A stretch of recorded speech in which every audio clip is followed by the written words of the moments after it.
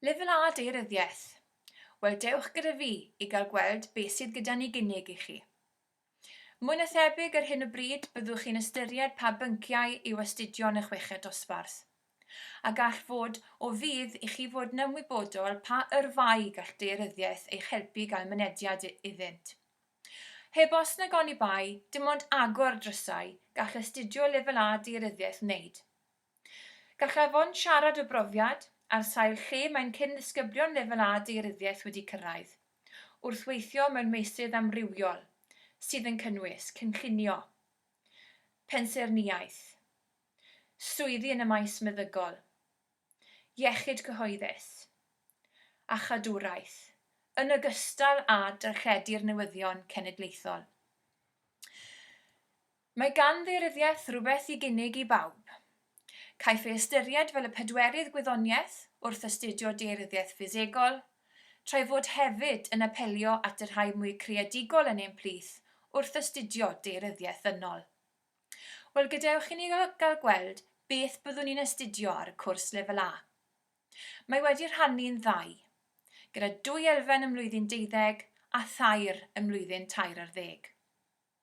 Ym mlwyddyn 12, wrth ffocysu ar y daearyddiaeth ffisegol, byddwn ni'n edrych ar dirffurfau arfordirol a'r ffordd maen nhw'n cael eu rheoli yn gynaliadwy'r dyfodol. Wrth drafod peryglon tectonig, yn naturiol byddwn ni'n edrych ar achosion y peryglon, ei effeithiau, a'r ffordd hefyd mae angen rheoli'r risg i leihau'r niwed yn y dyfodol. Byddwn ni hefyd yn edrych ar y ffordd mae lleoliadau'n ymateb i'r peryglon tectonig. A gan taw pwnc cyfoes yw daearyddiaeth, byddwn yn defnyddio'r astudiaethau achos diweddaraf. Wrth droi ein sylw at daearyddiaeth ddynol ym mlwyddyn 12, byddwn ni'n edrych ar y ffordd mae lleoedd yn newid. Sef y ffaith wrth gwrs bod rhai ardaloedd yn cael eu cynllunio'n fwriadol i ddenu aelodau o gymdeithas, trwy bod nhw'n cadw aelodau arall allan o'r ardal yn fwriadol. Heb os nag oni bai, mae'r economi yn allweddol mewn trafodaethau daearyddol, a byddwn ni'n edrych ar y ffordd mae gwledydd yn datblygu dros amser ac yn parhau i'w wneud heddiw. Hefyd byddwn ni'n edrych ar daearyddiaeth swyddi, gyda phwysais penodol ar swyddi yn y maes cwarteraidd, ac mae hwn wedi dod yn fwy pwysig yn ôl galw cymdeithas ar hyn o bryd, sef wrth gwrs datblygiad y vaccin yn erbyn Covid-19. I chi yn bersonol wedi profi y ffaith bod newid mewn ardaloedd gwledig, gan ein bod ni wedi profi ail-drefnu addysg yng Nghwm Gwendraeth. Mae llai o bobl ifanc yng Nghwm Gwendraeth sydd wedi arwain at sefydliad ysgol maes y Gwendraeth. Ym mlwyddyn 12 hefyd, bydd angen i ni i fod yn cynnal ymchwiliadau gwaith maes. Un yn ffocysu ar daearyddiaeth ffisegol, enghraifft, twyni tywod yng nghefn sidan, neu astudiaethau afonydd megis y Gwendraeth Fawr ar gwely. O safbwynt astudiaethau dynol, byddwn ni'n gallu edrych ar ddylanwad trostre ar ganol Llanelli enghraifft, neu yn fwy diweddar effaith Covid-19 ar drefi fel Llanelli a Chaerfyrddin. Ym mlwyddyn 13, bydd uned y 3 yn edrych ar systemau byd eang, gyda ffocws ar gylchrediadau dŵr a charbon. Mae'r elfen ddynol i'w weld yn gyson yn y cyfryngau ar y newyddion, wrth edrych enghraifft ar faterion mudo i fewn i'r Deyrnas Unedig a'r effaith mae hwn yn ei gael ar y Deyrnas Unedig. Un o'n hoff unedau erbyn hyn yw rheolaeth cefnforoedd y ddaear.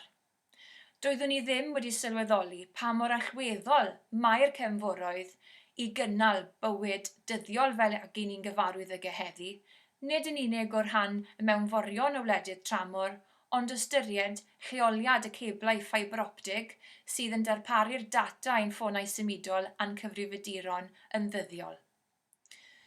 Ni hefyd yn mynd i fod yn edrych ar un o wledydd mwyaf cyffrous y blaned, sef China, gwlad sydd wedi bod gyda'r tlotaf ar y blaned ac erbyn hyn wedi datblygu i fod yn un o'r rhai mwyaf cyfoethog.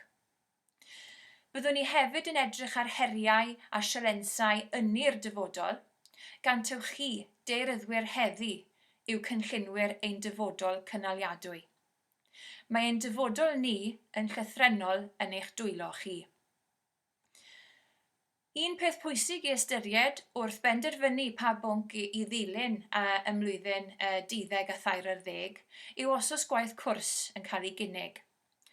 Wel, ar y cwrs daearyddiaeth, mae'r ymchwiliad unigol, sydd hefyd yn cael ei alw'n waith cwrs, yn cyfri am 20% o'ch gradd derfynol. Ac o ganlyniad, mae hyn yn gallu'r cael effaith mawr i godi graddau go leiaf 1 neu 2 radd erbyn eich gradd derfynol.